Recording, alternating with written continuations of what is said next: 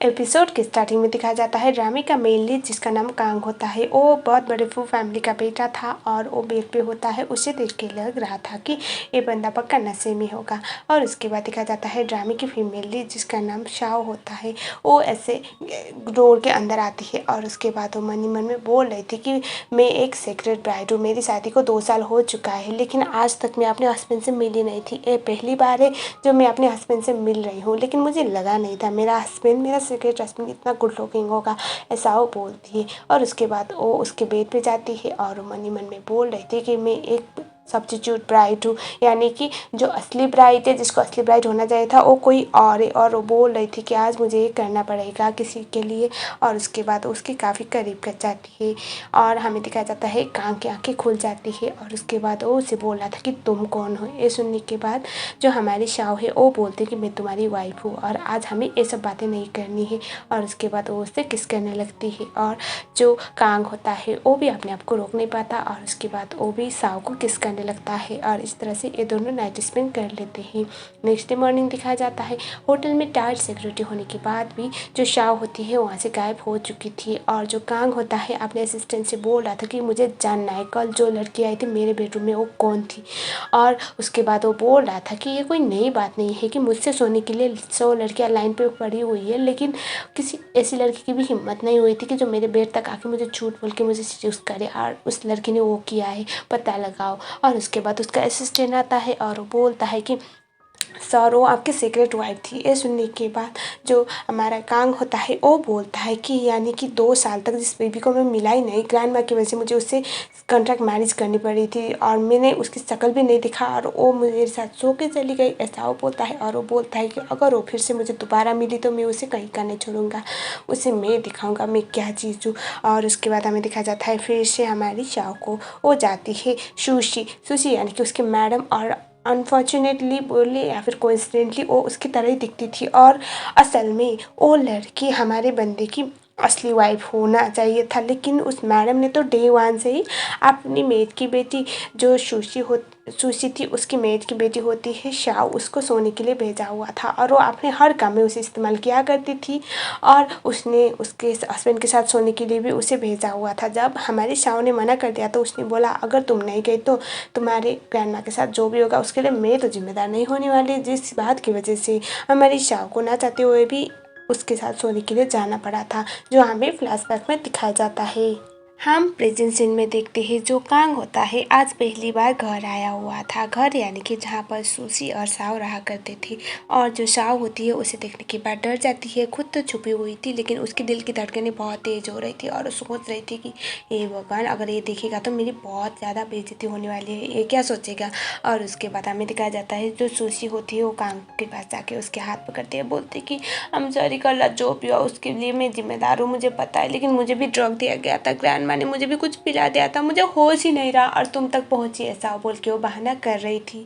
ये सुनने के बाद जो कांग होता है वो उससे पूछता है तुम कौन हो। वो बोलती है कि मैं तुम्हारी वाइफ हूँ और वो सोचता है कि ग्रैंड माँ की वजह से सारे पंगे हो रहे हैं।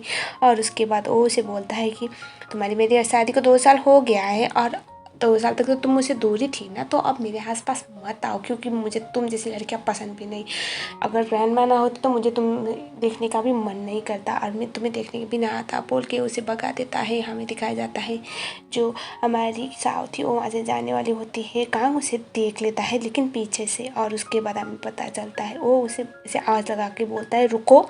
ये सुनने के बाद शाओ सोचती है कि ये भगवान ये मुझे क्यों बुला रहा है, कहीं से मुझे इसे सच तो पता नहीं चला, मैं पता लगने नहीं दे सकती, मैं ग्रैंड माँ के लिए कुछ भी कर सकती हूँ। और अगर सुशी को कुछ भी आइडिया होगा ना तो इससे सच पता चल गया और मेरी ग्रैंड माँ के साथ कुछ भी कर सकती है। मन ही मन में बहुत ज़्यादा ख़राब चीज़ें बोल रही होती है जो हो सकता था पॉसिबिलिटी।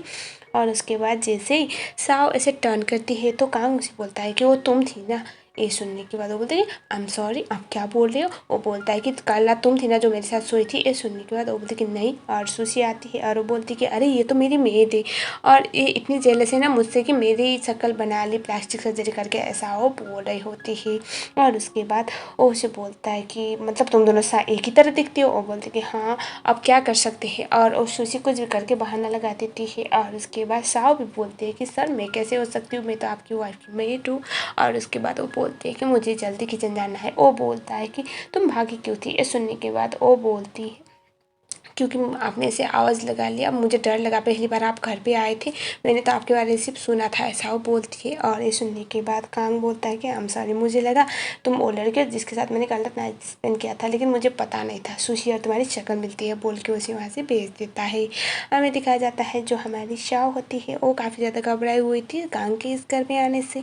सो ऐसी सिचुएशन आ रहे होते हैं कि कांग को ऐसा लग रहा था कुछ तो गलत है, कुछ तो फिसी है, और कुछ चीज़ों में ऐसे अभी भी गलतफहमियाँ हो रही होती है। जैसे कि कांग के रूम में जब शाव साफ सफाई करने जाती है, फ्लावर रखने जाती है, तो उसने उसके पीछे से पकड़ लिया था, ये सोच के कि ये उसकी वाइफ है चेक करने के लिए, लेकिन वो तो शाव थी। ऐसे बहुत सारे ऑकवर्ड सी सिचुएशन हो रहे होते हैं। हमें दिखाया जाता है कुछ दिनों बाद एक बंदा आता है जिसका नाम फू होता है। फू आप कांग का नेफ्यू होता है, और उसके बाद ये जो शाव है उसे वो अच्छी तरह से जानता था, वो उसे गाड़ी में आने के लिए बोलता है। और इसके बातों से हमें पता चलता है जो शाव थी उससे स्कूल टाइम में वो पसंद था, और उसने एक लव लेटर भी भेजा हुआ था कि क्या तुम मेरे बॉयफ्रेंड बनोगी, और ये सारी चीज़ें वो ऐसे बता देता है, और ऐसे मज़े मज़े में सब कुछ बोल रहा था, लेकिन वो बंदा दिल का बुरा नहीं था। और उसके बाद जो कांग था वो एडिटर होता है, और वो बोलता है कि तुम घर चल के आना। और उसके बाद वो बोल रहा था कि अंकल पर मैं चल के कैसे आ सकता हूँ। वो बोलता है कि जैसे अपना मुँह चला लेते हो ऐसे थोड़ा पैर भी चला लेना, और वो उसे छोड़ता है, और वो उससे साव को बोलता है कि गाड़ी के अंदर आओ। और उसके बाद वो दोनों वहाँ से जाने लगते हैं। हमें दिखाया जाता है जो शाव थी काफ़ी घबराई हुई थी कि ये भगवान ये कुछ पूछ ना ले वाले मोमेंट में तभी जो कांग था वो शाव से बोलता है कि मेरे नेफ्यू से दूर रहो, क्योंकि मैं नहीं चाहता मेरे नेफ्यू तुम्हारे जैसी लड़कियों के आसपास भी रहे, ऐसा वो बोलता है। और वो बोलता है कि उसे पता नहीं है तुम मेरी वाइफ की मेड हो, तो प्लीज़ थोड़ी एक लिमिट बनाना। तभी जो शाव होती है वो बोलते कि डोंट वरी सर, मुझे पता है, अपना हाथ। अब हमें दिखाया जाता है रात वाले सीन पे जहाँ पर सुशी होती है वो कांग के साथ सोने के लिए उसके बेड पे जाती है, यानी कि इनका पहली बार था। लेकिन जो परफ्यूम पहन के आई थी, परफ्यूम लगा के आई थी सुशी, वो कांग को बिल्कुल पसंद नहीं आता, इसलिए वो उसे बोलता है कि अभी के अभी नहा के आओ चेंज करके। और उसके बाद हमें दिखा जाता है जो सुशी होती है वो जाती है शाव के पास, और वो बोलती है कि आज रात तुम मेरे पति के साथ सोने के लिए चली जाओ। ये सुनने के बाद शाव पहले मना कर रही होती है, तो वो उसे बोलते कि तुम सच में नहीं जा रही हो। तभी वो बोलती कि हाँ हो सकता है ना, कांग को पता चल जाएगा सच, अगर हम लोग ऐसा करते रहेंगे तो। ये सुनने के बाद जो सुशी थी वो बोलती कि ठीक है ये देख लो, बोल के उसके ग्रैंड माँ का फोटो दिखाती है, और वो बोलते हैं कि मुझे लगता है तुम्हारी ग्रैंड माँ को तुम्हारी ज़रूरत है नहीं, और ना ही तुम्हें उनकी ज़रूरत है, तो मैं किसी को कॉल करके बता दूंगी कि उसका ऑक्सीजन मास्क उठा ले, ताकि वो जल्दी से ऊपर चले जाए और तुम्हारे सारे प्रॉब्लम सॉल्व हो जाए। ये सुनने के बाद वो बोलते अच्छा ठीक है मैं जा रही हूँ। और उसके बाद हमें दिखाया जाता है जो हमारी सुशी थी वो बोलती कि कल सुबह 6 बजे से पहले उठ के आ जाना, और उसके बाद वो बोलती है कि उससे 5 मीटर दूरी सोना, ऐसा वो बोलती है। हमारी जो शाव होती है वो काफ़ी ज़्यादा घबराते हुए वो बेडरूम में एंटर करती है, उनके दिल की धड़कनें बढ़ रही होती है, और उसके बाद वो ऐसे बहुत दूर सो रही होती है। कांग आंखें खोल के बोलता है कि इतनी दूर क्यों सो रहे हो, थोड़ा नज़दीक आओ। ऐसे वो ऐसे कोई प्यार से नहीं बोल रहा था, लेकिन काफ़ी रूडली बोल रहा था, लेकिन ऐसा लग रहा था कि थोड़ा करीब आए। और वो बोलता है मेरे आम में सो, तभी वो बोलती कि नहीं इसकी ज़रूरत नहीं, तभी वो अपने करीब खींचता है, और उसके बाद वो उसे किस करने वाला था। वो बोलता है कि ये वही परफ्यूम है ना जिस दिन तुम बहन लगा के आई थी। और उसके बाद जो हमारी शाव थी वो घबराती बोलती कि हाँ मास्टर, और मास्टर सुनने के बाद बोलते कि तुम ऐसे क्यों बुला रहे हो जैसे कि तुम मेरी मेड हो। और उसके बाद वो बोलती कि मेरा मतलब आई एम सॉरी। और उसके बाद वो बोलती कि मैं तुम्हारा कौन हूँ। तभी शाव बोलती कि हस्बैंड, तो वो बोलता है कि तो हस्बैंड बोलो, तुम्हें मुझे क्या बोलना है। वो बोलती कि हस्बैंड, और फिर से पूछता है कि तुम्हें मुझे क्या बोलना है, और वो बोलती है हस्बैंड। उसके बाद वो बोलते कि चुपचाप है फिर सो जाओ, और वो उसके साथ ऐसे सो लेता है। हमें दिखा जाता है नेक्स्ट डे मॉर्निंग, अब 6 बजे से पहले तो उठना था, लेकिन जैसे वो उठने की ट्राई करती है जो हमारा कांग होता है उसे रोकता है, और वो बोलता है कि थोड़ी देर यहीं पर सो जाओ। वो बोल रही थी कि मुझे काम करने हैं। ये सुनने के बाद जो कांग होता है वो बोलता है कि घर पे इतने सारे मेड पड़े हुए हैं, तुम क्यों काम करोगी, चुपचाप सो जाओ। लेकिन वो उससे बोलती है कि मुझे वॉशरूम जाना है, और वो जल्द से उठ के वहाँ से भाग चली जाती है। और रिजल्ट ये होता है कि सुशी को पता चल गया मैडम 6 बजे से ज़्यादा तक सोई थी, इसीलिए वो उससे एक तमाचा लगाती है, और वो वार्न करती है कि उसके हस्बैंड के इतने करीब ना आ जाए। और बेचारी जो सुशी थी जो शाओ थी वो काफ़ी परेशान थी। उसके फेस पे एक स्कार था, वो ये देख रही होती है और सोचती है कि मुझे कोई भी कभी प्यार नहीं करेगा। मेरी लाइफ का एक ही मोटिव है ग्रैंडमा, ग्रैंडमा के अलावा कोई मेरे लिए मैटर नहीं करता, ऐसा वो बोल रही थी। चाहे जो सुशी होती है वो शाओ को डांट लगा रही होती है। डांट लगाने का रीज़न ये था कि मैडम एक तो लेट उठी और दूसरी बात जो परफ्यूम वो उसके साथ नाइट स्पेंड करने के लिए लेके गई थी शाओ, वो परफ्यूम वो स्मेल अभी नहीं था और वो परफ्यूम ना होने की वजह से, वो एहसास ना होने की वजह से कांग बार बार सुशी को भगा रहा था। अब ना तो वो सुशी थी ना तो वो परफ्यूम था।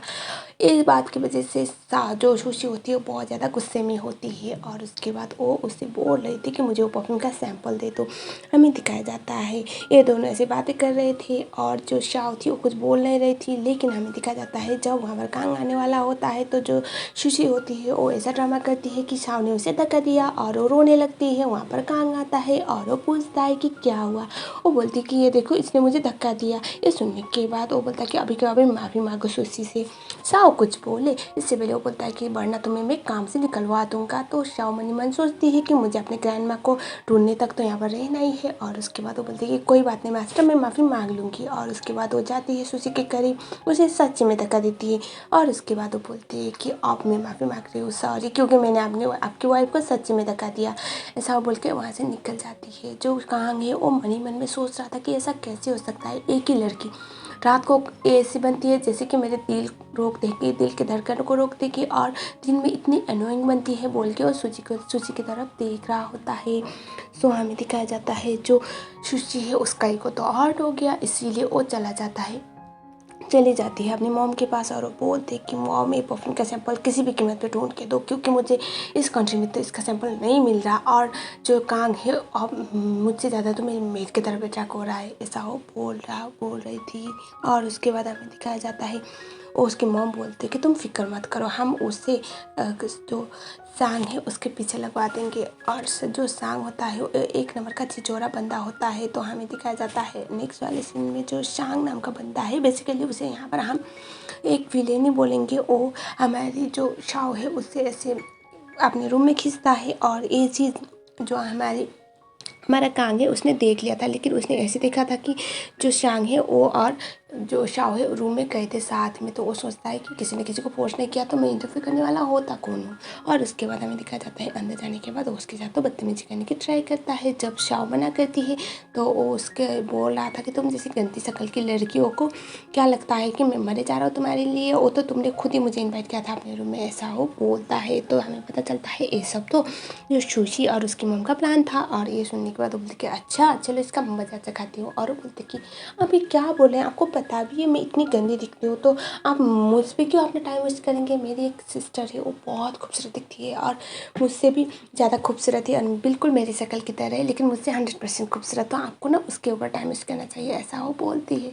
और उसके बाद हमें दिखाया जाता है अगले वाले सीन में जो सुशी है उसको वो बंदा ऐसे अपने रूम में ले जाता है और उसके साथ मिसबिहेव करने की ट्राई करता है। जब वो मना करती है तो उसे एक तमाचा भी लगाता है और वो बोलता है कि एक तो खुद ही रूम में बुलाती हो और अभी मना कर रही हो, ड्रामा कर रही हो। ये सुनने के बाद सुशी वाज लाइक क्या बोल रहा है ये। और जो शाओ होती है वो इन दोनों का फोटो ले रही होती है। सो हमें दिखाया जाता है जो फू होता है वो अभी शाओ को ढूंढते हुए इसके घर पे आया हुआ था, इसी घर में, और वो ऐसे छुपते छुपाते हुए जा रही थी, क्योंकि आपको तो याद ही होगा कि कांग ने बोला था मेरे नेफ्यू से दूर रहो। तो वो ऐसे जाते जाते एक बेड में जाकर छुप जाती है और नीचे से जो वो है वो कंटिन्यूसली शाओ को बुला रहा था। तो बेसिकली जो हमारा कांग है जब वो बेडरूम में आता है तो वो दिखता है कोई तो छुपा हुआ है, जब वो बेडशीट को ऐसे निकालता है तो वो दिखता है यहाँ पर तो शाओ है। वो बोलता है कि तुम यहाँ पर क्या कर रही हो, हटो यहाँ से, मेरे जैसे लोगों के लिए मेरा बेड नहीं है। तभी वो बोलती कि प्लीज़ आप चुप रहो ना। और वो उसे ऐसे पकड़ रही थी और बोले थे प्लीज़ शोर मत करना। और नीचे से वो का अभी भी शोर आ रहा होता है, वो कंटिन्यूसली शाओ को बुला रहा था। ये देखने के बाद जो कांग है उसे गुस्सा आता है और उसके बाद जैसे वो वहाँ से चला गया वो, तो हमें दिखाया जाता है जो कांग है वो उसे बोल रहा था कि यहाँ से दफ़ा हो जाओ और आज के बाद कभी भी मेरे बेड के आसपास भी मत मंडराना। और तभी वो जाने वाली होती है, फिर से उसका बाल अटक गया और उसे ऐसे गले लगा रही होती है। और ये चीज़ जो कांग था उसके लिए बहुत डिस्टर्बिंग थी। वो मन ही मन में सोच रहा था कि ये एक मेड है और मेरे साथ हो क्या रहा है, एक मेड के करीब होने से मेरे दिल की धड़कन इतनी तेज़ क्यों हो रही है। ऐसा सोच के वो काफ़ी ज़्यादा गुस्से में आ रहा था, परेशान भी हो रहा था। बेसिकली जो कांग है वो बहुत इरिटेट हो रहा था कि उसे एक मेड के आसपास होने से इतना फ़र्क क्यों पड़ रहा है। सो हमें दिखाया जाता है जो शाओ थी वो जैसे तैसे अपने बालों को ठीक करके वहाँ से जाने वाली होती है, तो वो कांग को ऑलरेडी कांग का दिमाग खराब हो रखा था। वो सब ऐसे वॉल की तरफ पुश करता है और वो बोलता है कि आज के बाद मेरे कमरे के आसपास में मत मनाना। तुम्हें क्या लगता है तुम जैसी छोटी लड़कियाँ ऐसे इतनी गंदी लड़कियाँ मुझे सीड्यूस कर सकती है? मुझे सीड्यूस करने के लिए मेरे बेड तक आप होते हैं, मेरे नेफ्यू का बहाना करके ऐसा वो बोलता है। ये सुनने के बाद जो शाओ है उससे बहुत गुस्सा आता है और वो बोलते है कि हाँ मास्टर, मैं आपको सीड्यूस कर रही थी तो क्या हुआ बोल के उसके गले में ऐसे अपना हाथ रखते हैं। बोलते कि एक बात बताओ, आप सीड्यूस हुए या फिर नहीं? मुझे सच में बताना, मेरे इतने करीब होने से आपके दिल की धड़कनें बढ़ रही है या नहीं? ऐसा वो बोलती है। ये सुनने के बाद कांग मन ही मन में सोच रहा था कि ये मुझे प्रोवोक कर रही है यानी कि भटका रही है। और बाद में जो शाओ है वो बोलते है कि और एक बात बताओ मास्टर बोल के उसी किस भी कर लेती है। बोलते कि इससे आपको कुछ फ़र्क पड़ा या नहीं? और जो कांग है उसे फ़र्क तो बहुत पड़ रहा था। बहुत अजीब सी एहसास अपने मन में आ रही होती है लेकिन वो दिखाता नहीं है। और उसके बाद वो बोलते हैं कि देखो मास्टर, आप मुझे जिस तरह से ट्रीट करोगे मैं आपको ऐसे रिस्पॉन्ड करूँगी ना, इसीलिए आज के बाद ना मुझे कभी भी किसी चीज़ की तरह ट्रीट मत करना। मैं भी एक इंसान हूँ, भले आपकी वाइफ की तरह खूबसूरत ना हूँ लेकिन मेरी भी एक फीलिंग है। ऐसा वो बोलती है और उसके बाद वो वहाँ से निकल जाती है। कांग सोच रहा था कि ये एक मेड है और मेड होने के बावजूद भी इसकी इतनी मत हो गई कि मेरे साथ ये सब कर सके। ऐसा वो सोच रहा था लेकिन उसके दिल की धड़कनें बहुत तेज़ भी हो रही होती है। फू आता है साव से मिलने के लिए और उसे बोल रहा था कि शाम को डिनर डेट के लिए चलते हैं। वो उसे मना कर रही होती है, तभी फू बोलता है कि प्लीज़ चलो ना, उसका हाथ पकड़ रहा था। और हमें दिखाया जाता है जो कांग है वहीं से पास हो रहा था। शाव बहुत डरी हुई थी क्योंकि उसे तो बोला गया था कि उसके नेफ्यू से दूर रहना है और वो बोलती अच्छा ठीक है मैं जा रही हूँ। और उसके बाद वो उसका हाथ छोड़ देता है। लेकिन फू बहुत ज़्यादा खुश था इसलिए वो अपने अंकल को बोल देता है कि शाव मेरी गर्लफ्रेंड बनने के लिए रेडी है अंकल, मुझे कंग्रेचुलेट करो। ये देखने के बाद जो कांग होता है उसे काफ़ी गुस्सा आ रहा होता है। हमें अगली सीन में दिखाया जाता है जो सुशी के पापा होते हैं और सुशी को डांट लगा रहे होते हैं क्योंकि 2 साल हो गए शादी को लेकिन अब तक कुछ प्रोग्रेस हुआ नहीं। जो एक कॉन्ट्रैक्ट मैरिज था, बिजनेस के लिए मैरिज था, लेकिन इन लोगों को प्रॉफिट नहीं हो रहा था। और अभी जो सुशी है वो बोल रही थी कि अभी मॉम परफ्यूम बनवा रही है तो कुछ वक्त तक मुझे थोड़ा वेट करना पड़ेगा, उसके बाद तो मैं कांग को सीड्यूस कर ही लूँगी। और उसके बाद हमें दिखाया जाता है जो सुशी है वो जाती है शाओ के पास और वो उसे बोल रही थी कि तुम्हें कुछ देर तक मेरे हस्बैंड के साथ जाना पड़ेगा और जैसे परफ्यूम रेडी होगा मैं अपने हस्बैंड को वापस ले लूँगी। ये सुनने के बाद वो बोलती कि बिल्कुल नहीं। वो बोलती है तुम मुझे मना करो, तुम इस स्टेट में हो? वो बोलते कि हाँ बिल्कुल। और उसके बाद वो उसे वो फ़ोटो दिखाती है जहाँ पर वो बंदा सुशी के साथ ऐसे सोने की ट्राई कर रहा था। और वो बोलते कि अब मुझे बताओ मेरी ग्रैंडमा कहाँ पर है, और उसे ना चाहते हुए बताना पड़ता है। और उसके बाद जो शाओ है वो बोलते हैं कि हमारा चूहे बिल्ली वाला खेल ख़त्म, अब मैं तुम्हारी सब्स्टिट्यूट भी नहीं हूँ ना ही तुम्हारी पति की स्टैंड इन ब्राइड हूँ, तो अब मैं यहाँ से काम छोड़ के जा रही हूँ अपनी ग्रैंडमा को लेके। ऐसा बोल के वहाँ से निकल जाती है। और उसके बाद दिखाया जाता है जो हमारी बंदी थी वो जाती है और वो अपनी ग्रैंडमा से मिलती है। जो साव होती है अपने ग्रैंड माँ को कहीं और शिफ्ट करती है, साथ में वो अपने गार्ड्स भी रखती है ताकि ग्रैंड माँ को प्रोटेक्शन मिले। हमें दिखाया जाता है अगले वाले सीन में जो हमारा बंदा था कांग, उसे एक और मेड आके उससे उसका ड्रिंक देती है। ये देखने के बाद वो पूछता है कि साव कहाँ पर है। ये सुनने के बाद वो मेड बोलती कि उसने रिज़ाइन कर लिया। ये सुनने के बाद वो मन ही मन में सोचता है कि सच्ची में, और वो सोचता है कि मुझे क्या है, एटलीस्ट मुझे उसकी शक्ल तो देखनी नहीं पड़ेगी। और उसके बाद हमें नेक्स्ट सीन में दिखाया जाता है जो हमारा बंदा था उसके पास आता है उसका असिस्टेंट और वो बोलता है कि फू और साओ एक डिनर डेट पे गए हुए हैं एक क्लब पे सर। ये सुनने के बाद वो उसे बहुत गुस्सा आता है और वो सोचता है कि मैंने उसे ऑलरेडी बहुत बार वार्न किया, फिर भी वो मेरे नेफ्यू के आसपास मंडरा रही है, उसकी इतनी हिम्मत। और उसके बाद हमें दिखाया जाता है क्लब में फू और साओ वहीं पर थे और एक बंदा था जो हमारी जो साओ थी उससे ड्रिंक देता है, उसमें नशे की दवा मिला के। तो ये सब करवाने वाली तो ऑब्वियसली सुशी थी उससे बदला लेने के लिए।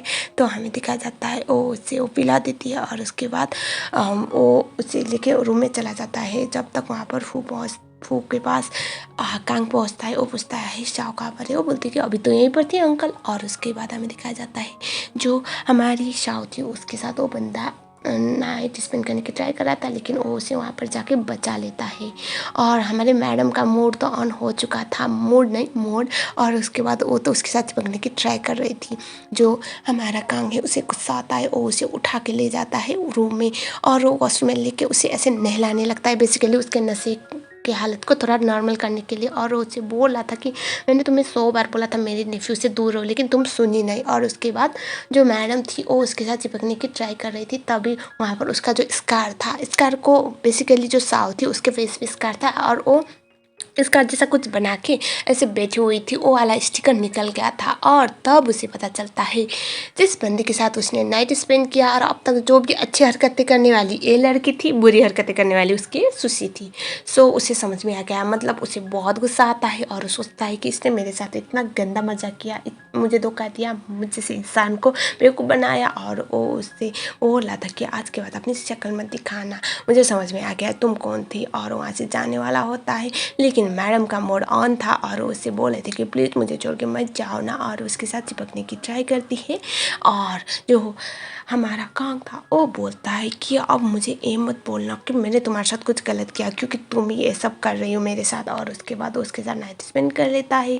हमें दिखाया जाता है कुछ देर बाद जब हमारी बंदी की आंखें खुलती है तो वो चिल्लाती है, बोलती कि तुम मेरे बेडरूम में क्या कर रहे हो। ये सुनने के बाद जो कांग था वो बोलता है कि तुम मेरे बेडरूम में क्या कर रहे हो, मतलब क्या है, तुम्हारी आदत है मेरे बेडरूम में आने की और आज भी वही कर रही हो। और तुम्हें क्या लगा था कि मुझे पता नहीं चलेगा, इतने टाइम तक मेरे साथ मेरे बेड तक आने वाली तुम थी, ना कि सुशी। और ऐसी गलती करने के लिए तुम्हें पनिशमेंट तो मिलनी थी। और उसके बाद वो उससे बहुत कंट्रोल पील देते हुए बोलता है कि ये ले लो, और उसके बाद इसके बारे में किसी को बताना भी मत, इवन सुशी को भी नहीं, उसे तो पता नहीं चलना चाहिए कि मैंने तुम जैसे लड़की के साथ नाइट स्पेंड किया, ऐसा बोल के वहाँ से निकल जाता है। ये सुनने के बाद जो साउथ उसे बड़ा गुस्सा आ रहा होता है। और हम देखते हैं नेक्स्ट सीन में कांग का असिस्टेंट उसके पास आके उसे सारा सच बता देता है जो उसे पता लगा था। तो 2 साल पहले ना ही सुशी से बल्कि साव से कांग की शादी हुई थी, और इन लोगों ने किस तरह से उसको साथ गेम खेला सब कुछ बता देता है। कांग को ऐसे गुस्सा आ रहा होता है, और तभी वहाँ पर साव आती है, उसके ऊपर उसके मुँह पर एक कॉन्डम का पैकेट फेंकती है। और उसके बाद वो बोलती है कि आज के बाद किसी लड़की के साथ नाइट स्पेंड करो ना तो इसके बारे में इस्तेमाल करना सीख लेना, ताकि कोई लड़की बिन माँ बने या फिर कोई अनएक्सपेक्टेड प्रेगनेंसी की शिकार हो, ऐसा वो बोलती है। जो सुशी होती है वो जाती है कांग के पास, और उसके बाद क्योंकि ये जो परफ्यूम था वो बन चुका था, और उसके बाद उसे ऐसे पटाने की ट्राई कर रहे थे, बेसिकली उसके नज़दीक होने की ट्राई कर रही थी। लेकिन जो कांग है उसे बोलता है कि तुम सो जाओ, मुझे कुछ काम है। और उसके बाद जो सुशी होती है वो बोलती है कि कल मेरे पापा का बर्थडे है, क्या तुम आओगे। वो बोलता है कि हाँ ठीक है, मैं तुम्हारे लिए एक सरप्राइज़ लेके आऊँगा। ये सुनने के बाद सुशी तो हवा में उड़ने लगती है। तो बेसिकली अब तक इन दोनों की शादी पब्लिक हुई नहीं थी, तो सुशी चाहती थी कि दुनिया को पता चले इसका इतना रिच हैंडसम हस्बैंड है। और उसके बाद नेक्स्ट डे सब लोग पूछ रहे थे कि तुम्हारा दामाद कहाँ है, तुम्हारा पति कहाँ है, सुशी को, सुशी के मॉम डैड को। तो वो लोग बोले थे कि आ रहा है आ रहा है। और वो एक बहुत सुंदर सा पेंडेंट पहनी हुई थी जो कांग ने भेजा हुआ था अपने वाइफ के लिए। सो बेसिकली जब वहाँ पर एंट्री लेते हैं तो हमारे साहबजादे नहीं बल्कि उनके असिस्टेंट एंट्री लेते हैं। असिस्टेंट में माने कि उसके सीनियर वाले असिस्टेंट। और उसके बाद सब लोग बोलते कि तुम्हारे पति इतने अमीर बोल रही थी लेकिन इतना बुढ़ा है, और बोलते कि नहीं नहीं ये कोई गलतफहमी हुई होगी। और उसके बाद सुशी बोलती है कि कौन है तुम, यहाँ से दफ़ा हो जाओ, मेरे पति का आने का टाइम हो गया है, वो आ जाएगा, उसे बुरा लगेगा तुम यहाँ देखने के बाद। वो बोला था कि मैडम आपने जो नेकलेस पहना हुआ है वो हमें वापस दीजिए। और उसके बाद वो लोग उस नेकलेस को छीन के वहाँ से चले जाते हैं। सारी दुनिया के सामने सुशी की बहुत बदनामी हो जाती है। साथ में मैडम ऐसे नेकलेस छीनते टाइम ऐसे गिर गई थी तो उसके नाक में भी चोट आ गया था। और हमें अब दिखाया जाता है अगले वाले सीन में जो हमारी सुशी होती है वो सब देख रही थी, और शाह उसे ऐसे देख के बोलती कि तुम जो डिजर्व करती थी तुम्हें वही मिला है। अब हमें ये दिखाया जाता है कि जो फू है, फू के साथ सुशी जो शाह थी वो थी। इसके बारे में फिर से एक बार पता चल गया। कांग को बड़ा गुस्सा आ रहा था। वो मन ही मन सोच रहा था कि एक रात अंकल के साथ दिन में उसके नेफ्यू के साथ ये लड़की तो कुछ ज़्यादा ही पागल है, ज़्यादा ही क्रेजी नहीं है, इसको सबक तो सिखाना पड़ेगा। और उसके बाद हमें दिखाया जाता है रात को जब फू और शाह वापस आते हैं तो जो फू था जब वहाँ से चला गया तो जाता है हमारा बंदा उसके पास। वो बोलती कि तुम यहाँ पर क्या कर रहे हो। ये सुनने के बाद जो हमारा कांग है वो बोलता है कि तुम्हारी हिम्मत कैसे हो मेरे नेफ्यू के आसपास भी जाने के, मैंने बोला था ना उससे दूर रहा करो, लेकिन तुम तो बिल्कुल मेरी बातें सुनती नहीं हो।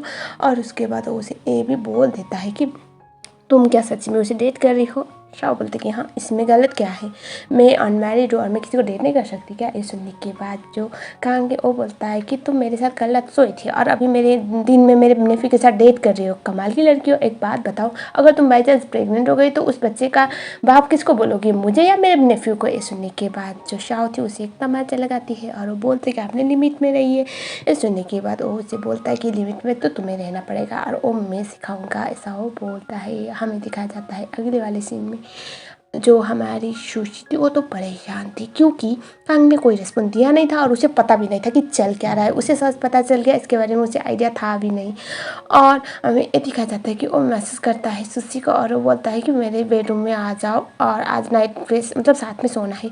और उसके नाकों पे अभी चोट है तो ये दिखाने तो नहीं जा सकती, इसीलिए वो बोलती है शाओ को कि तुम जाओ मेरे हस्बैंड के साथ सोने के लिए। वो बोलती है कि मैं तुम्हारी स्टैंड इन नहीं हूँ, अभी मैं नहीं जाने वाली उसके साथ सोने के लिए। वो बोलती है कि तुम सच्ची में नहीं जाओगी, तुम्हें क्या लगता है तुम अपने ग्रैंड माँ को ऐसे बचा पाओगी, मैं 2 सेकेंड लगेगा मुझे और तुम्हारे ग्रैंड माँ कहाँ चले जाएंगे तुम्हें आइडिया भी नहीं होगा। सुनने के बाद वो परेशान होती है और वो बोलती कि ठीक है जा रही हूँ। और उसके बाद फिर से हमें दिखाया जाता है शाओ को। शाओ जाती है काफ़ी घबराते हुए और वो जाती है उसके ऐसे घर तक सीढ़ी से ऊपर जा ही रही होती है कि जो हमारा बंदा था वो तो वहीं पर शुरू हो जाता है। जो शाओ थी वो बोली थी कि क्या कर रहे हो, तभी वो बोलता है कि क्यों, मैं तुम्हारा पति नहीं हूँ क्या, मैं तुम्हें हाथ नहीं लगा सकता क्या, तुम ऐसे रिस्पेक्ट क्यों कर रहे हो जैसे कि मैं कोई अजनबी हूँ। और वो फिर से उसके साथ ऐसे इंटीमेट होने की ट्राई कर रहा था, बेसिकली वो उसे परेशान कर रहा था। फिर से जो शाओ थी वो बोलती कि पर मेरे वो दिन चल रहे। ये सुनने के बाद वो बोलता है कि तुम्हें क्या लगता है तुम ऐसे झूठ मूठ बोलोगी और मैं मान जाऊँगा, दिन में तो तुम मेरे साथ ऐसे नज़दीक होने के लिए मरे जा रही थी और आज मैं मोड में हूँ तो तुम नहीं हो। और उसके बाद वो उसे बोलता है कि तुम जिस रोल में हो ना यहाँ पर वही काम करो, ऐसा वो बोलता है। और उसके बाद वो उसे लेके बेडरूम में चला जाता है। नेक्स्ट डे दिखाया जाता है मॉर्निंग को, जो हमारा कांग होता है वो उसे ऐसे पीछे से हक करता है और वो बोलता है कि मेरे साथ डेट पे चलोगी। और जो शाओ थी वो सोचती कि इसको हो क्या गया, ये इतना चिपक क्यों रहा है, ये ऐसा है नहीं।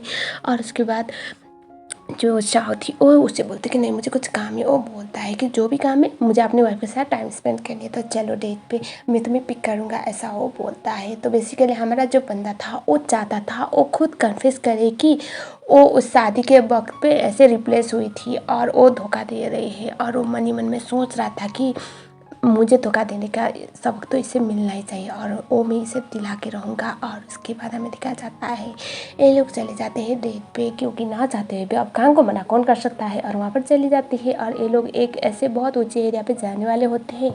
उससे पहले ही जो हमारी शाओ थी वो बोलती कि मुझे आइसक्रीम खानी है और मैं आइसक्रीम लेके आई बोल के वो एक्चुअल में भागने का प्लान कर रही थी।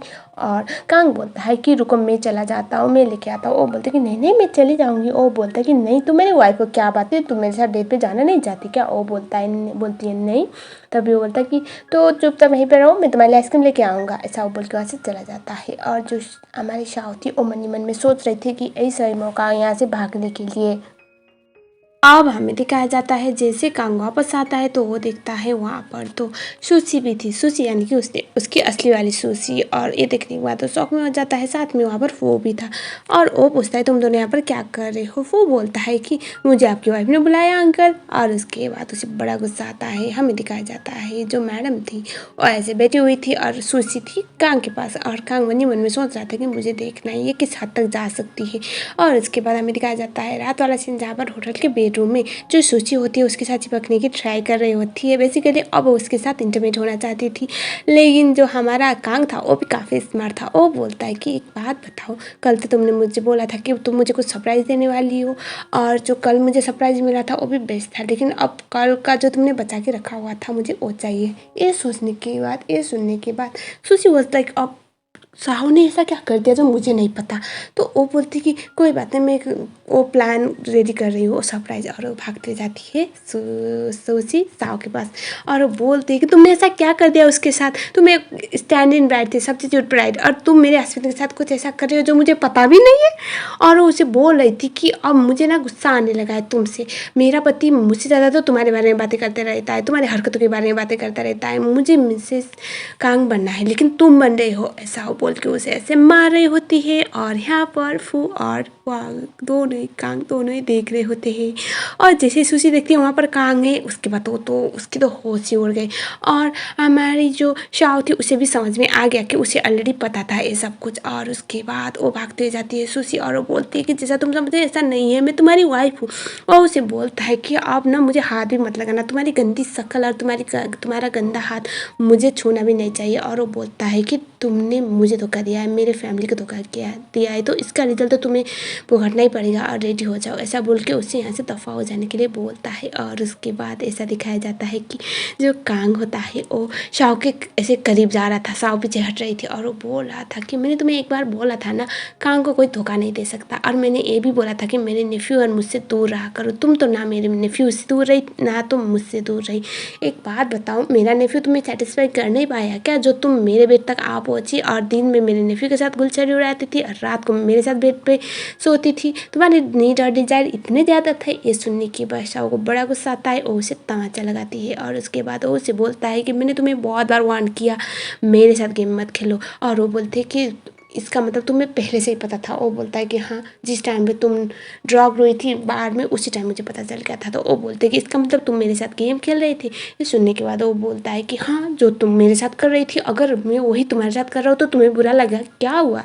ऐसे तुम जैसे लड़कियों को ना मैं बहुत अच्छी तरह से जानता हूँ, पैसे और पावर के लिए कुछ भी कर सकती है। वरना सोचो ना, 2 जनरेशन के लोगों के साथ गुलछड़े उड़ा रही है, 2 जनरेशन के लोगों की बेड पार्टनर बनी हुई है, तो सोचो तुम किस लेवल की लड़की होगी। वो तो मुझे अच्छी तरह से पता है। ऐसा वो बोल के उसे ऐसे बेड पे फोर्सफुली ऐसे लेटाता है और उसके साथ ऐसे इंटीमेट होने की ट्राई करता है। शाओ उसे एक तमाचा लगाती है और उसके बाद वो बोलते हैं कि आई नो, मैंने तुम्हारे साथ गलत किया, मैं तुम्हारी सब्स्टिट्यूट ब्राइड बन के आई, वो गलत था, लेकिन इसका मतलब ये नहीं कि तुम भी मेरे साथ गलत करते जाओ। ऐसा वो बोलती है। और उसके बाद वो उसे बोलती है कि तुम्हारा और मेरा मिलना बस एक बदकिस्मती का एक इशारा था, जो मैं नहीं समझ पाई, मेरी कुछ मजबूरी थी जो तुम नहीं समझ पाओगे। लेकिन तुम हमेशा जो जिस तरह से लड़कियों को ट्रीट करते हो ना किसी चीज़ की तरह, वो करना बंद करो वरना तुम्हारी लाइफ में कोई नहीं बचेगा।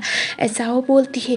और उसके बाद वो बोलते हैं कि होप करो कि आज के बाद तुम और मैं कभी मिले भी ना। और वो वहाँ से चली जाती है। अब हमें अगले सीन में दिखाया जाता है जो हमारा कांग होता है उसे एक इन्फॉर्मेशन मिली 2 साल पहले। एक रीजन की वजह से ग्रैंड माँ ने उस फैमिली में उसकी शादी करवाई थी, क्योंकि जो हमारी सुशी थी, सुशी यानी कि असली साव, उसके पास एक पेंडेंट था जो उसके खानदान के लिए बहुत मैटर करता था। और अभी वो असिस्टेंट आके बोलता है कि ऐसा बोला गया है कि हो सकता है वो पेंडेंट आपका वो असली सुशी का हो, असली साव का हो और वो बड़े घर की बेटी है ना कि सुशी। ये सुनने के बाद वो शौक में आ जाता है। और उसके बाद हमें दिखाया जाता है फॉर सम रीज़न, इसका तो हमें बाद में पता चलेगा, लेकिन एक और लड़की आती है सुशी की बड़ी बहन बन के, जो असली वाइफ होने का ऐसे ढोंग रच रही होती है। लेकिन जो हमारा कांग है वो भी चुप रहने वाले बच्चे थोड़ी था। अब उसकी जो ग्रैंड माँ है वो वापस आने वाली होती है, इसीलिए वो डिसाइड करता है कि अब ग्रैंड माँ को तो सच नहीं बोला जा सकता कि ये फेक मैरिज था और इन लोगों ने किस तरह से चीट किया उसको। तो वो सोचता है मैं का एक काम करता हूँ। और उसके बाद जो हमारी शाओ है उसके पास जाता है और वो उसे ऑफर देता है कि जब तक ग्रैंड माँ मेरे घर पे है तुम्हें मेरी वाइफ बनने का ड्रामा तो कंटिन्यू करना पड़ेगा। वो उसे मना कर रही थी। ये देखने के बाद जो कांग होता है वो बोलता है कि क्या बात है, तुम्हें कोई दिक्कत है क्या। और वो बोलता है कि ऐसे भी तुम ये सब करने चीज़ों में तो ये सब करने में तो माहिर हो ना, तो कंटिन्यू करो बस। वो बोल रही थी कि मैं तुम्हारी कोई ऐसे सब्स्टिट्यूट ब्राइड नहीं बनने वाले। वो बोलता है तुम्हारे पास कोई और ऑप्शन है नहीं। और उसके बाद आ जाते हुए भी जो शाओ थी उससे हमारे कांग की वाइफ बनने का ड्रामा करना पड़ता है। ग्रैंड माँ आती है, ग्रैंड माँ को जो शाओ है वो बहुत ज़्यादा पसंद आती है। और उसके बाद वो उन दोनों को ब्लेसिंग दे रही होती है। और उसके बाद हमें दिखाया जाता है शाम को बेडरूम पे, वहाँ पर हमारी जो शाओ है वो बहुत अनकम्फर्टेबल फील हो रही होती है। तभी जो कांग है वो बोलता है कि तुम ऐसे क्यों प्रिटेंड कर रहे हो कि हम दोनों पहली बार एक रूम शेयर कर रहे हैं। और उसके बाद वो उसे बेड पे पुश करता है और उसके नज़दीक होने की ट्राई कर रहा था। वो उसे बोलते कि ये सब क्या कर रही हो। ये सुनने के बाद वो बोलता है कि कुछ नहीं, जो तुमने मेरे साथ किया वही कर रहा हूँ और ये पहली बार तो नहीं है ना कि हम दोनों एक दूसरे के साथ नाइट स्पेंड करने वाले हैं। वो बोलते कि मुझे याद नहीं है कुछ भी। वो बोलता है कि कोई बात नहीं, मैं याद दिला दूंगा। सबसे पहले तुमने मुझे ऐसे बेड पे पुश किया था और उसके बाद तुमने मेरे कपड़े उतारे। और ऐसे बोल के उसके करीब जा रहा था, उसके मुँह को बंद कर दिया, बोलती है कि प्लीज़ ये सब मत करो। ये सुनने के बाद जो काम होता है वो बोलता है कि तुम्हारी प्रॉब्लम क्या है, मैं तुम्हें अच्छा लाइफ दे सकता हूँ, तुम्हें एक अच्छा स्टेटस दे सकता हूँ, क्या तुम मेरे साथ नहीं हो सकती। यानी कि वो इनडायरेक्टली उसे वापस कर रहा था कि लेट्स बी टुगेदर। ये सुनने के बाद जो शाओ है वो बोलती है कि तुम मुझे वो नहीं दे सकती जो मैं हूँ। ये सुनने के बाद जो कांग है वो बोलता है कि तुम्हारा मतलब, वो बोलते हैं कि जो मेरी आइडेंटिटी है वो मुझे कोई नहीं दे सकता, ना ही तुम ना ही कोई और। वो बोलता है हाँ, अगर तुम चाहती हो तो अभी भी हमारे बीच में सब कुछ सही हो सकता है, और क्या तुम मुझे एक चांस दोगी। और उसके बाद वो दोनों एक दूसरे के साथ इंटीमेट हो जाते हैं। नेक्स्ट डे मॉर्निंग दिखाया जाता है जब हमारी बंदी जो शाओ है वो जाती है अपनी ग्रैंड माँ के पास उस पेंडेंट के बारे में पूछने के लिए जो उन्होंने 2 साल पहले उसे दिया हुआ था। तो उनको उसको पता चला वो पेंडेंट तो ऑलरेडी हमारा बंदा कांग ले चुका था। ऐसे कायदे के हिसाब से तो अब कांग और शाओ के बीच में सब कुछ नॉर्मल होना चाहिए था, लेकिन जब तक सुशी जिंदा है इन दोनों के बीच में कुछ चीज़ें नॉर्मल कैसे हो सकती है। वही होने वाला होता है। जो मैडम अभी नई बन के आई हुई थी वो कोई और नहीं सुशी होती है, जिसने प्लास्टिक सर्जरी करके आई हुई थी, और वो अभी जो कांग था उसकी ग्रैंड मम को पढ़ाने की ट्राई करती है, लेकिन ग्रैंड मम बहुत स्मार्ट थी, उन दोनों को वहाँ से भगा देती है। तो बेसिकली अब हमें दिखाया जाता है जो हमारा कांग था वो शाओ के लिए कुछ ज़्यादा ही पागल बन चुका था। और एक और कैरेक्टर का इंट्रोडक्शन होता है जिसका नाम यहाँ पर हम हान बोलेंगे। सो बेसिकली डिनर डेट चल रहा होता है फैमिली में, और उसके बाद वहाँ पर जो हान है वो भी आया हुआ था। हान हमारी सुशी और शाओ दोनों का एक दोस्त हुआ करता था। शाओ को भी वो बहुत अच्छा लगता था। और यहाँ पर जब डिनर डेट में आने के बाद पता चल गया कांग को, तो कांग भागते हुआ आता है डिनर डेट में, और उसे ऐसा लग रहा था कि जो शाओ है वो अब हान के साथ चली जाएगी, इसीलिए वो सबके सामने बोलता है कि हम दोनों लवर है। तो सुनने के बाद सुशी के पापा बोल रहे थे कि बेटा तुम ये क्या बोल रहे हो, और वो बोलता है कि हम दोनों की शादी हो गई है 2 साल पहले, ये हर दिन मेरे बेड पे होती थी, तो ऑब्वियसली ये मेरी लवर ही हुई है ना, और ये मत पूछना कि हाँ हस्बैंड वाइफ वाला रिलेशन है या नहीं।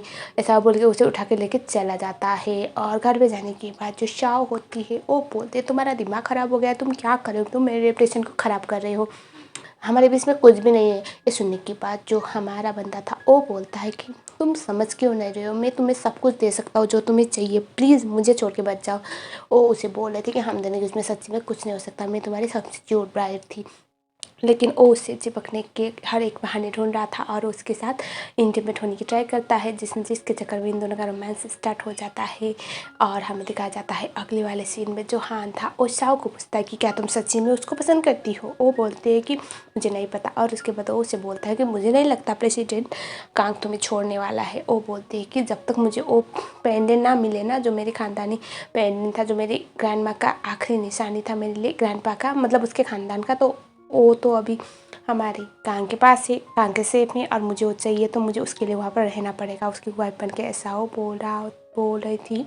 और उसके बाद हमें दिखाया जाता है अगले वाले सीन में वो आता है और वो अपने अंकल को बोलता है कि आप ऐसा कैसे कर सकते हो अंकल, आप मेरी गर्लफ्रेंड को कैसे ले सकती हो, प्लीज़ ऐसा मत कीजिए। वो बोलता है कि जब तुम उससे मिले थे ना उससे पहले हम दोनों एक दूसरे के साथ थे।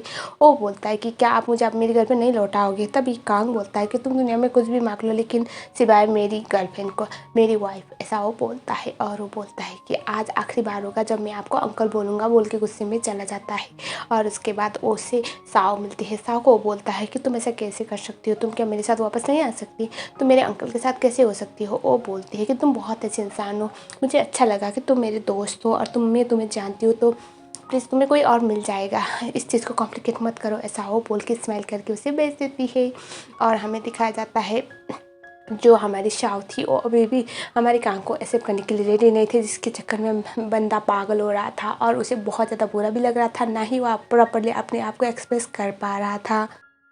हमें दिखाया जाता है सुशी की फैमिली की असलियत अभी सबके सामने बाहर आ जाती है, जिस बात की वजह से ग्रैंडमा तो उन लोगों को धक्का मार कर निकाल ही लेती है। साथ में हमें ये दिखाया जाता है कि कांग और शाओ की लाइफ से भी इन दोनों का पता साफ हो जाता है। और हमें ये भी पता चलता है जो शाओ है वो बहुत बड़ी फैमिली को बिलोंग करती थी और वो एक बहुत अच्छी परफ्यूमर थी, और अभी तक ये रिवील नहीं किया है कि उसकी असली फैमिली कौन थी। हमें दिखाया जाता है नेक्स्ट वाले सीन में शाओ और हान एक दूसरे के साथ बैठ के काम कर रहे होते हैं, तभी वो ऐसे चक्कर खा के गिर जाती है। वो उसे उठाता है और पूछता है कि तुम ठीक हो ना। ये सुनने के बाद शाओ बोलती है कि हाँ थोड़ी सी ना चक्कर आ रहे हैं, और उसके बाद फॉर सम रीज़न ये बहुत फनी फैक्ट है गाइज, फिर भी मैं बता रही हूँ। जो साव होती है खुद के नर्स को चेक करती है और उसके बाद बोलते कि मैं प्रेग्नेंट हूँ। ये सुनने के बाद हान उसे कंग्रेचुलेट करता है और उसके बाद वो उससे पूछता है कि तुम कान को इसके बारे में कब बता रही हो। वो बोलती है बहुत जल्दी। ये बात मैंने इसलिए आपको बोला क्योंकि गाइज कोई भी लड़की खुद के नस को पकड़ के ये नहीं बोल सकती है कि वो प्रेग्नेंट है, तो ये इसलिए मैंने आप लोगों से शेयर किया। हमें अगली सीन में दिखाया जाता है कांग के पास जाती है शाओ। वो काफ़ी ज़्यादा खुश थी और उसके बाद वो सोचती है मैं अब इसे सब कुछ बता दूंगी और हमें दुनिया के सामने ऐसे गर्लफ्रेंड बॉयफ्रेंड होने की प्रेटेंड करने की ज़रूरत भी नहीं है क्योंकि ये चीज़ अब असलियत बन चुकी है।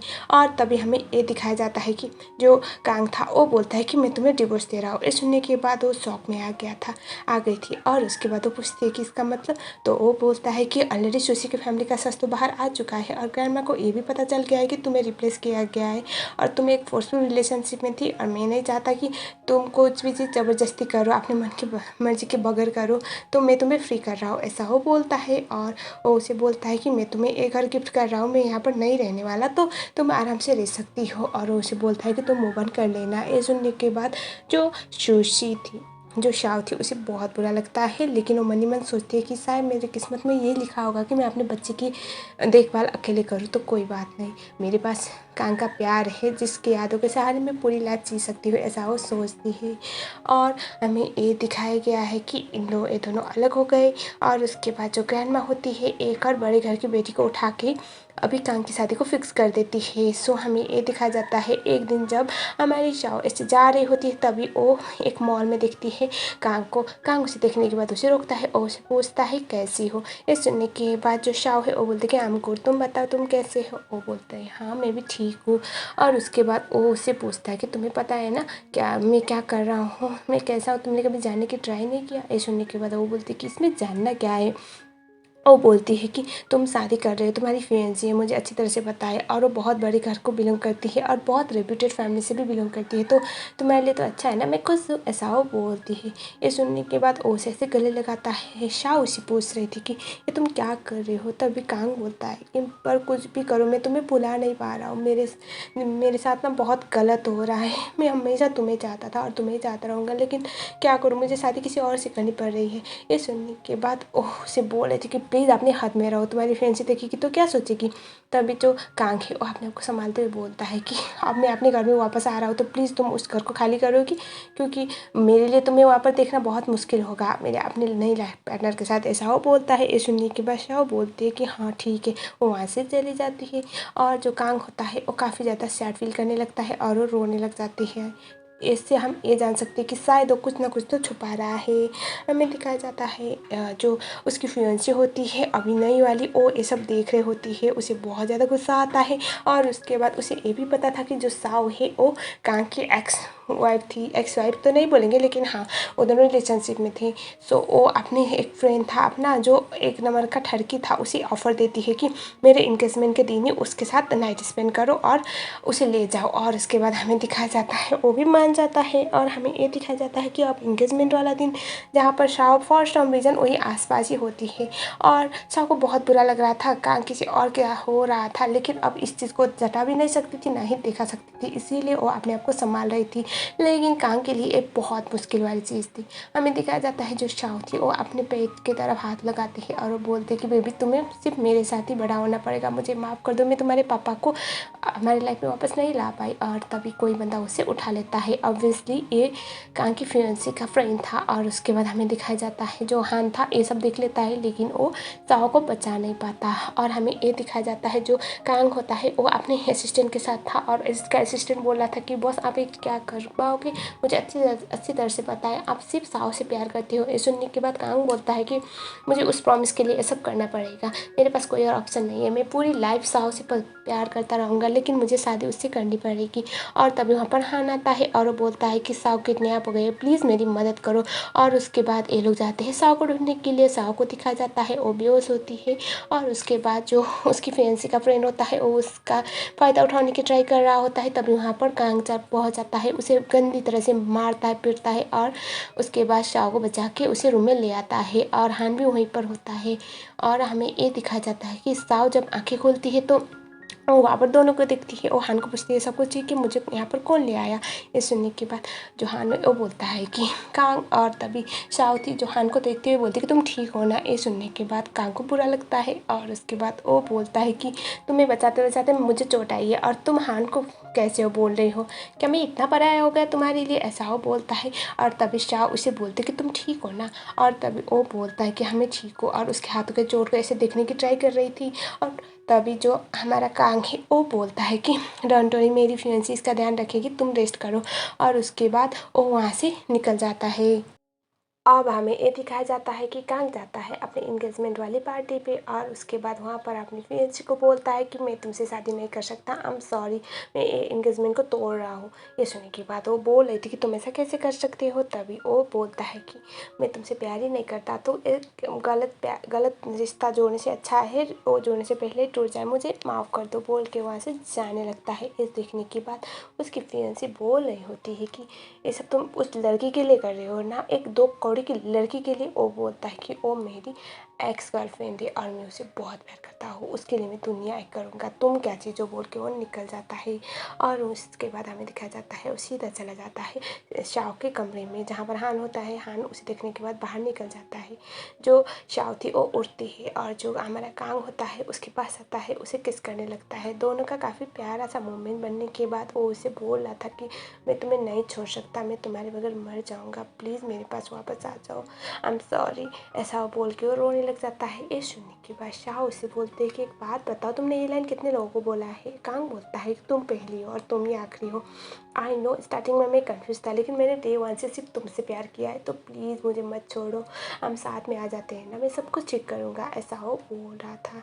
और वो बोलता है कि दुनिया की पहली लड़की हो जिससे मैंने इतना प्यार किया है, मैंने आज तक अपनी माँ और दादी माँ के अलावा किसी और से इतना प्यार नहीं किया था, और तुम थी, प्लीज़ मेरी लाइफ में वापस आ जाओ, अगर तुम मुझे नहीं मिली ना तो मैं मर जाऊँगा, प्लीज़ मुझे एक चांस दे दो, बोल के उसे ऐसे समझा रहा होता है। ये सब देखने के बाद अब शाओ इमोशनल हो जाती है, क्योंकि कहा जाता है ना सच्चा प्यार किसी का भी छुपा कर नहीं छुपता, और वो उसे एक्सेप्ट कर लेती है और दोनों एक दूसरे को हक करती है। और उसके बाद हमें दिखाया जाता है जो शाओ होती है वो बोलती है कि मुझे तुम्हें कुछ बताना है। ये सुनने के बाद वो बोलते हैं कि हाँ बताओ। शाओ मन ही मन में सोच रही थी कि मैं अपनी प्रेगनेंसी की न्यूज़ इसे बता दूँगी और ये बहुत खुश भी हो जाएगा, क्योंकि ये भी तो पापा बनने वाला है। तभी ये लोग कुछ बोलते उससे पहले ही जो कांग की फियांसी थी उसकी मम्मा वहाँ पर हंगामा कर रही होती है, और उसके बाद वो उसके कमरे में चली जाती है और वो बोलती है कि मुझे शाओ से बात करनी है। हमें दिखाया जाता है शाओ के साथ बात करने के लिए शाओ को बाहर लेकर चली जाती है, और उसके बाद वो बोलने लगती है कि तुम मेरी बेटी हो, ऐसा बोल के उसे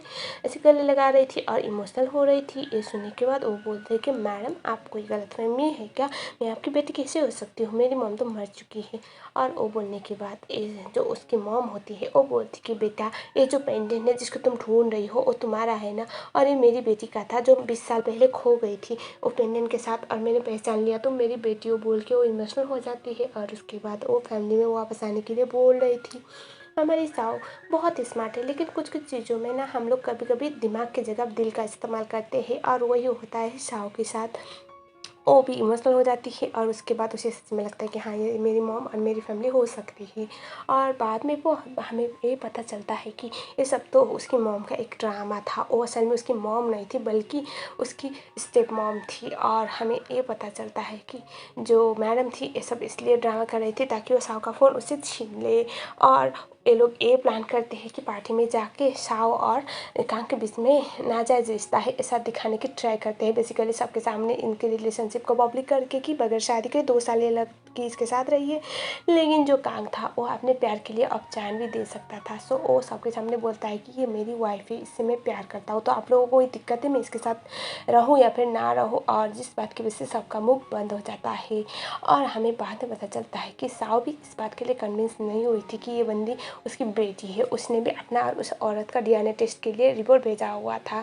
जब ग्रैंड मॉम को पता चला कि ये जो शाओ है वो असल में कौन है, तो उन्होंने ऑलरेडी तो अपने पोते की शादी किसी और से फिक्स कर दी थी। और बाद में ये भी दिखाया जाता है कि ग्रैंड मॉम बिल्कुल भी शाओ को एक्सेप्ट करने के लिए रेडी नहीं थी अपने ग्रैंड डॉटर इन लॉ के रूप में।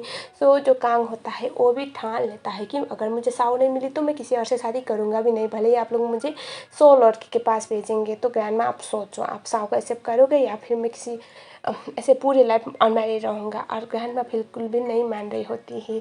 और हमें बाद में ये दिखाया जाता है कि जो शाओ थी वो अपने फ्रेंड हान की मदद से वो DNA रिपोर्ट ले आती है, और जहाँ पर ये सबूत था कि जो वो मॉम उसकी मॉम नहीं है, बल्कि असल में बात क्या था ना, जो शाओ की ग्रैंड मॉम है वो भी वहाँ पर आ पहुँचती है। तो जो शाओ की ग्रैंड मॉम है उन्होंने हमारी शाओ को बचाने के लिए वहाँ से वो लेके भाग गई थी, और ये जो बंदी है वो उसकी मॉम थी जो उसकी जान के पीछे पड़ी हुई थी जब उसकी मॉम की मौत हो गई थी। तो और उसकी घर की मेड यानी कि जो अभी शाओ की रिसेंट ग्रैंड मॉम होती है, उन्होंने उसकी जान बचाने के लिए अपनी जान को दांव में लगा के वो भाग गई थी 20 साल पहले, और उन्होंने पाल पोस के बड़ा किया जब तक वो कर पाई थी।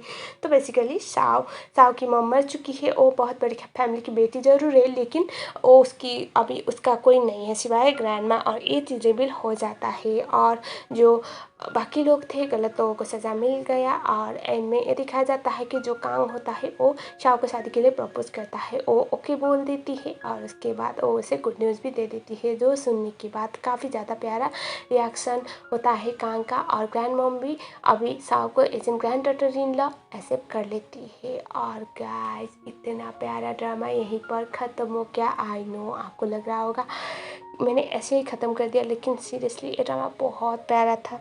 मैंने ड्रामा को तो ख़त्म कर दिया, अब मुझे आप लोगों का रिस्पॉन्स चाहिए। आप लोगों को ये पूरा ड्रामा कैसा लगा? आई नो बहुत लोग सोच रहे होंगे कि ऐसा ही कैजुअली तो ड्रामा है, लेकिन मेरे हिसाब से ऐसा था कि बहुत टाइम के बाद बहुत प्यारा ड्रामा जिसपे कुछ सेंस वाली स्टोरी थी, बहुत ज़्यादा अच्छा लव स्टोरी था, मुझे बहुत पसंद आया। आप लोग भी मुझे कमेंट सेक्शन में ज़रूर बताओ, क्योंकि मैं आप सब लोगों की कमेंट पढ़ती हूँ और मुझे बहुत ज़्यादा मोटिवेशन मिलती है जब आप लोग कुछ कमेंट करते हो। तो प्लीज़ मुझे ज़रूर बताना ये वाला ड्रामा पूरा आपको कैसा लगा। मिलते हैं अगले वीडियो में, तब तक के लिए ओके बाय।